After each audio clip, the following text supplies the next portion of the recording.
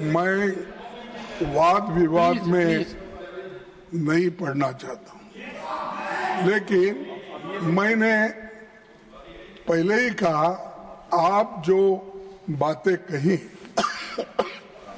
राणा संगा के बारे में, राणा प्रताप जी के बारे में जो बातें कही और देश के अन्य भागों में भी जो देश के लिए लड़े मरे, अपना जान दिए, उन सबका हम सम्मान करते हैं।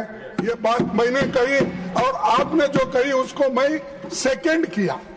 इनको क्या आपत्ति है उसका? दूसरी बात मैंने ये कहा कि कोई बात का आपको और उनमें इतिहासकार आपके और उनके अगर है, उनमें मतभेद है तो आप जुड़ा। इसका मतलब ये नहीं किसी का घर जलाओ, किसी के घर के ऊपर बुलडोजर लगाओ, किसी का ये करो, किसी के बच्चों को मारो। तो ये बात सर, ये बात मैं नहीं मानता। संविधान इसका परमिशन नहीं देता, और संविधान जब परमिशन नहीं है, ये बातें यहाँ लाना ठीक नहीं है।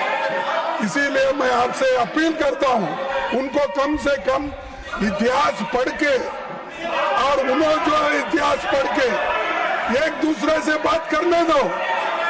लेकिन मैं तो आपके बात को सपोर्ट कर रहा हूँ। मैं वो बात दोहरा के असत्य बात को सत्य करना चाहते हैं। मैंने तो आपको बोला मैं कि आपका समर्थन करता, आप जो बोले स्टेटमेंट उसका मैं था, लेकिन मैं ये कहा कोई भी सदस्य हो, चाहे वो दलित हो, स्वर्णीय हो, दूसरा कोई भी हो, लेकिन क्या आप कानून अपने हाथ में लेके उस सदस्य का घर बर्बाद कर सकते हो?